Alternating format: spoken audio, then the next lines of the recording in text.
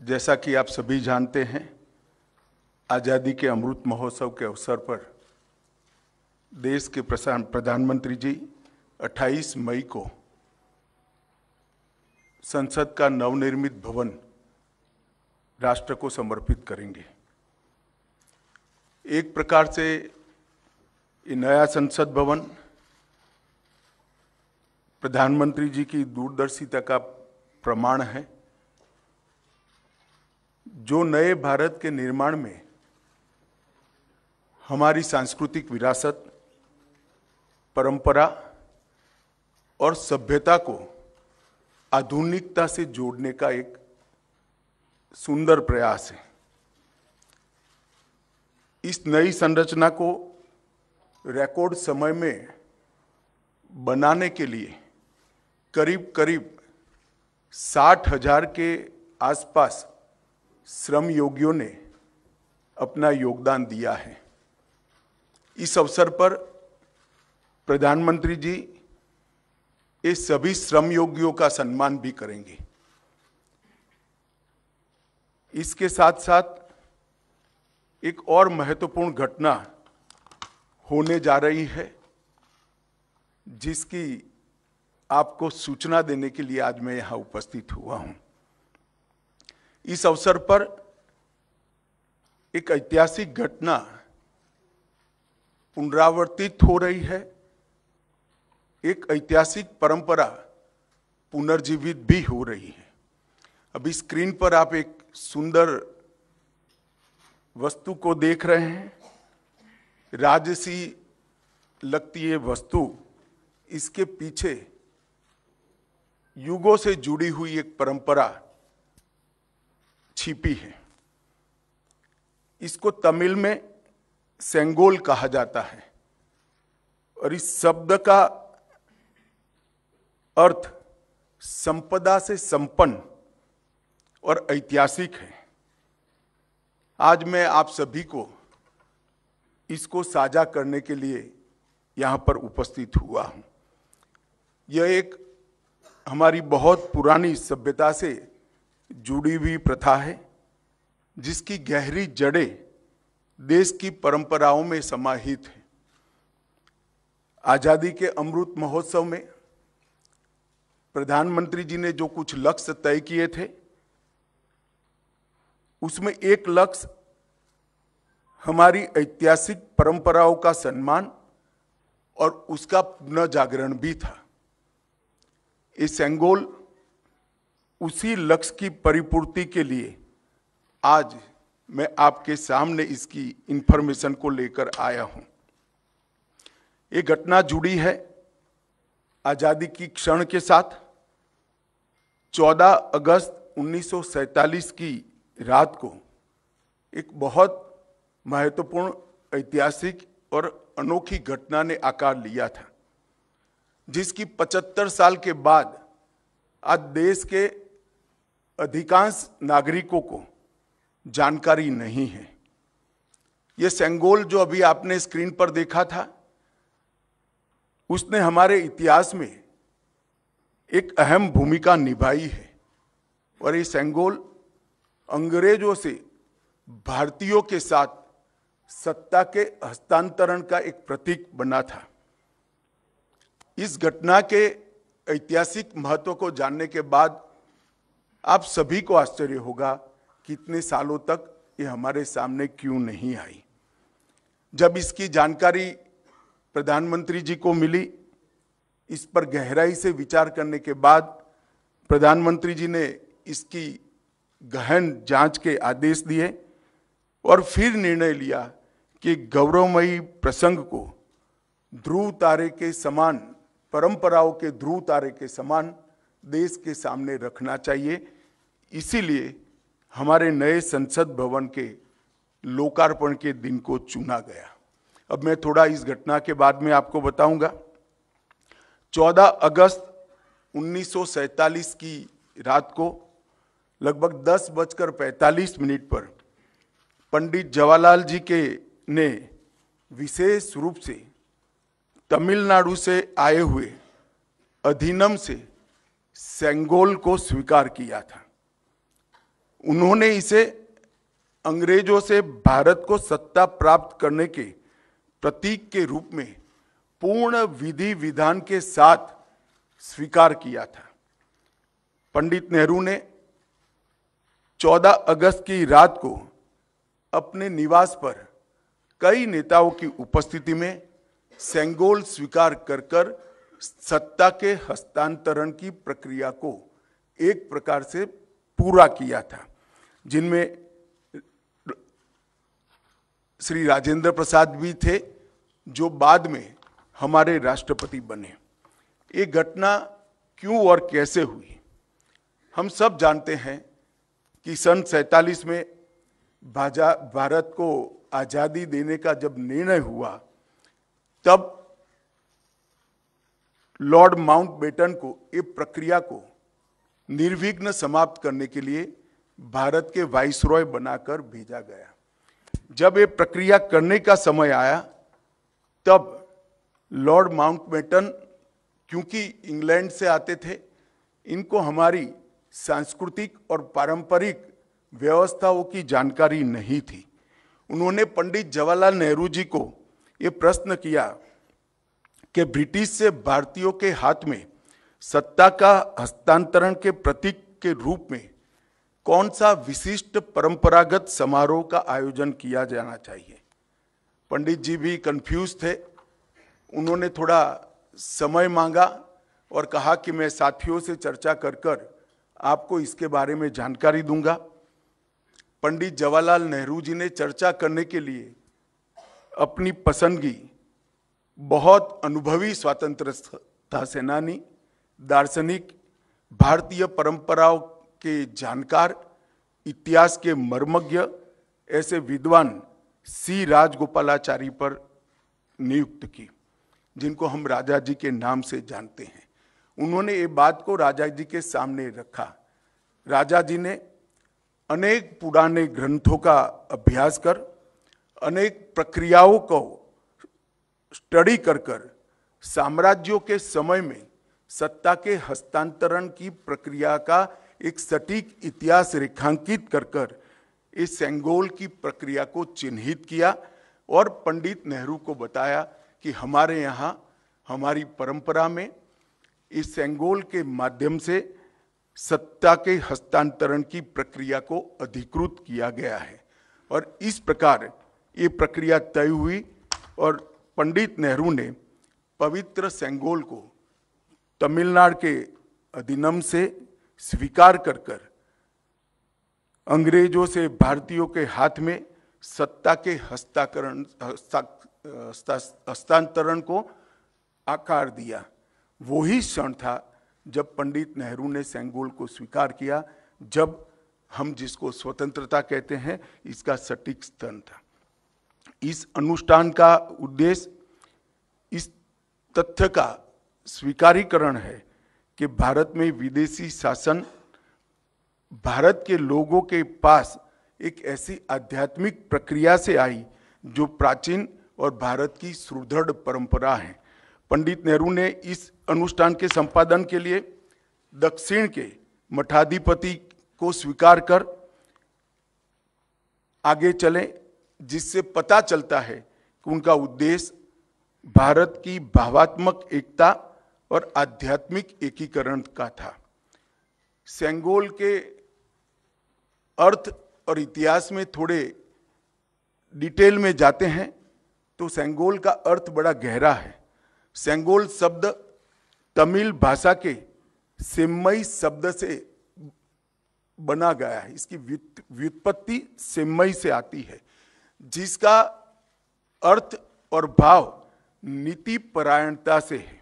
यह एक तमिलनाडु के प्रमुख धार्मिक मठ के महंतों द्वारा ये सेंगोल जो आप अभी देख रहे हैं स्क्रीन पर, ये अभिमंत्रित है। गंगा जल से उसको पवित्र किया गया है।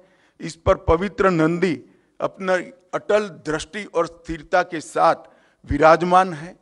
और ये जो सेंगोल है वो चोला साम्राज्य के समय से, मतलब 8वीं शताब्दी से चली आ रही हमारी अपनी भारतीय सभ्यतागत प्रथा का एक अनुसरण करने के लिए ये प्रथा को बना दिया गया था। आप सभी जानते हैं, चोला साम्राज्य सदियों से हमारे उपमहाद्वीप में एक महत्वपूर्ण साम्राज्य रहा, जिसने 21 राजाओं ने बड़े लंबे अरसे तक 800 साल से ज्यादा समय तक इस देश के एक महत्वपूर्ण हिस्से पर शासन किया।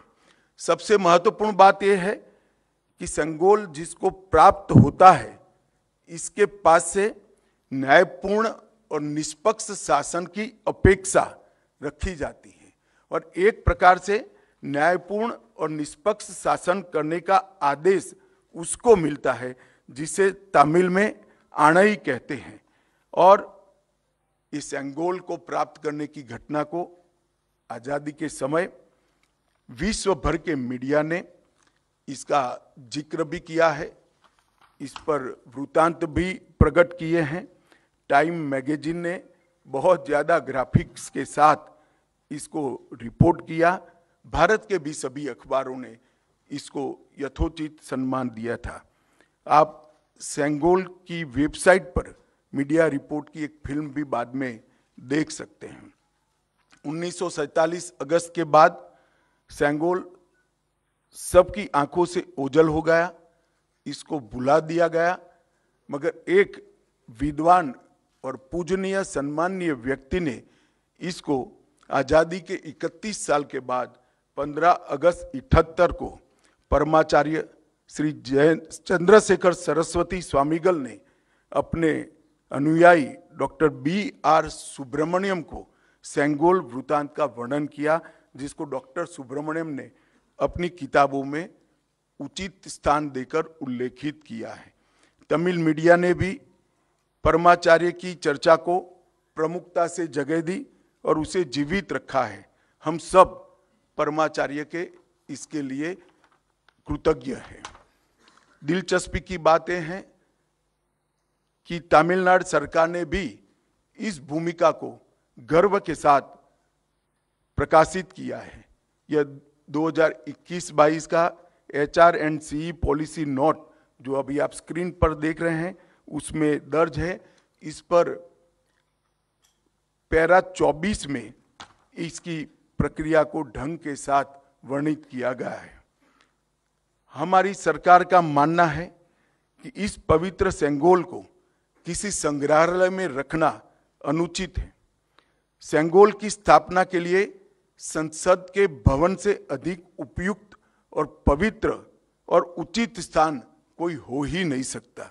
इसलिए जब संसद भवन का देश को समर्पण होगा, उसी दिन आदरणीय प्रधानमंत्री नरेंद्र मोदी जी बड़ी विनम्रता के साथ तमिलनाडु से आए हुए अधिनियम से सेंगोल को स्वीकार करेंगे और अत्यंत आदरपूर्वक माननीय लोकसभा के अध्यक्ष के आसन के समीप सम्मान के साथ इसको स्थापित करेंगे। मैं मानता हूं कि भारतीय परंपराओं से जुड़ने का एक विरल और महान क्षण होगा। नए भारत को हमारी परंपराओं के साथ, हमारे इतिहास के साथ और हमारे अध्यात्म के साथ उसी क्षण से एक नया अनुसंधान होगा। सेंगोल की स्थापना 1947 की भावनाओं को फिर से एक बार अविस्मरणीय बनाएगी। यह सेंगोल जो है असीम आशाएं, अनंत संभावनाएं और एक मजबूत, स्वतंत्र और समृद्ध राष्ट्र के निर्माण का संकल्प है। यह अमृत काल का प्रतिबिंब होगा जो भारत को अपने विश्व में यथोचित स्थान ग्रहण के लिए गौरवशाली क्षण का साक्षी बनेगा। यह ऐतिहासिक योजना अधिनियम के अध्यक्षों से विचार विमर्श कर बनाई गई है। यह सभी 20 अधिनियम के अध्यक्ष इस शुभ अवसर पर उपस्थित रहेंगे, जो प्रधानमंत्री जी को सेंगोल अर्पण करेंगे और इस पवित्र अनुष्ठान की पुनःस्मृति में अपना आशीर्वाद भी प्रदान करेंगे। इसके लिए मैं उनके प्रति आभार व्यक्त करता हूं। और एक बहुत हर्ष की बात है कि 14 अगस्त 1947 की प्रक्रिया में जो स्वयं उपस्थित थे वो 96 साल के वुमिंडी बंगारू चेट्टी भी इस कार्यक्रम में सम्मिलित होने वाले हैं। उनका आशीर्वाद भी इस कार्यक्रम को मिलेगा। यह घटना का दूरदर्शन और दी हुई लिंक से सभी मीडिया के माध्यमों से जीवंत प्रसारण देश भर के दर्शकों के लिए, नागरिकों के लिए भी होगा। और अब हम एक डिटेल फिल्म ये पूरी प्रक्रिया पर सांस्कृतिक विभाग ने बनाई है, इसको देखेंगे।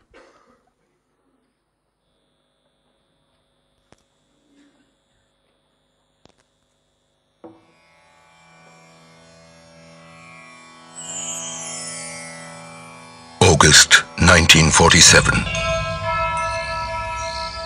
Madras Presidency, Tamil Nadu. A group of people were preparing for the trip of their lifetime. They had been called to carry out an important mission to sanctify and legitimize the transfer of power from one ruler to another. Where were these people going? Delhi. India was getting ready for its freedom, to be rid of the British rulers.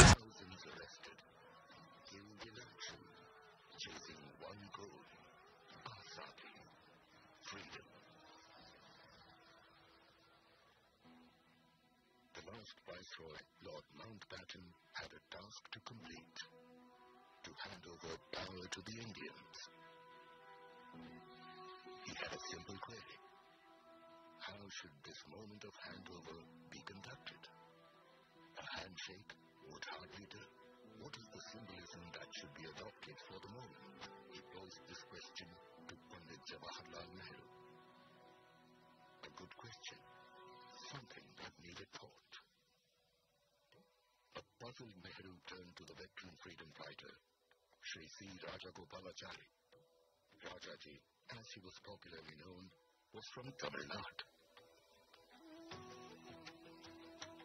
Nehru respected Rajaji's erudition and knowledge of Indic customs and civilization. Well-read as he was, he found the answer in India's past. In the Chola kingdom of Tamil Nadu, one of India's oldest and longest continuous reigns. The transfer of power from one Chola king to another was marked by the passing of the Sengol, the staff of righteousness, blessed by the high priest of the time. Invoking the blessings of Lord Shiva, the Cholas being his ardent devotees. Worship continues in their 1,000-year-old temples to this day.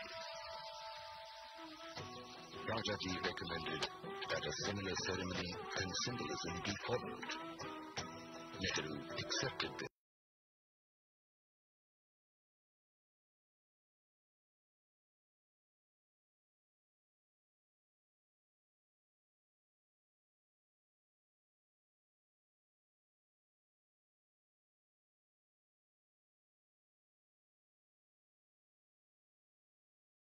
Chola land functioning to this day.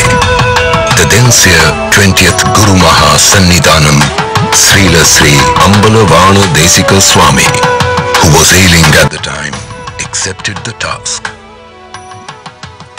He commissioned the making of the Sengol with famous jewelers Vumidi Bangaru in Madras. On top of the Sengol was Nandi, symbolizing strength, truth and righteousness. Recalling the making of the Sengol, 96-year-old Shri Vumidi Ettirajalu. ஆதி அவர்கள் எடுத்துட்டு செய்ய வேண்டும் என்று யாரும் சொன்னார் என்று வந்தார்கள். Drawings எல்லாம் காட்டி it was round thing with எல்லாம் போல் இது மாதிரி செய்ய வேண்டியிருக்கு. இது நல்ல பெரிய இடத்துக்கு போகுது, ஜாகிரதையாக செய்யணும், நல்லா செய்யணும். தென் give the order. It was made of silver with gold coating. I was very happy to be associated with the making it. Indian people supervised it. And நமக்கு சுதந்திரம் வந்துடுத்து அந்த சந்தோஷத்தில் இருந்தோம். அதுக்காக செய்ய வேண்டிய ஒரு செங்கோலை ஆதீனம் அவர்கள் நமக்கு கொடுத்ததில் மிகவும் சந்தோஷம். The Holy Seer directed his deputy, Srila Sri Kumaraswamy Thambiran, the Adinam's Oduvar, special singer Manikam, and Nadaswara Vidwan T.N. Rajarathinam Pillai to conduct the proceedings. The delegation was flown to Delhi on a special flight. On the night of August 14, 1947, Srila Sri Kumaraswamy Thambiran gave the Sengol to Lord Mountbatten.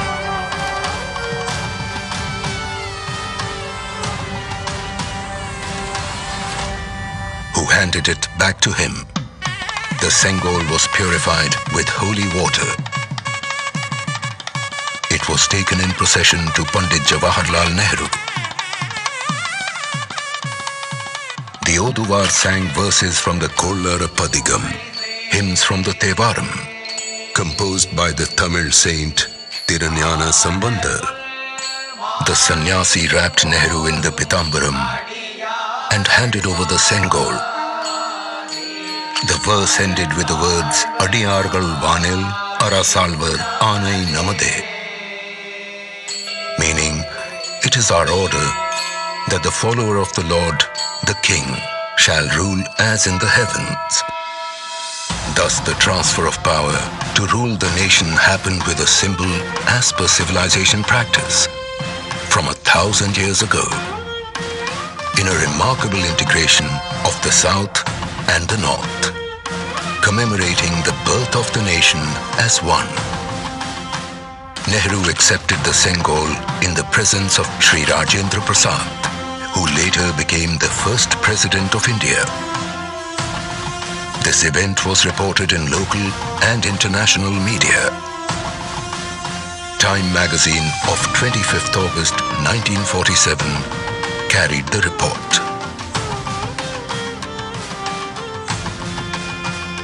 Pandit Nehru thereafter went on to deliver his famous address at the midnight hour of August 14th, 1947.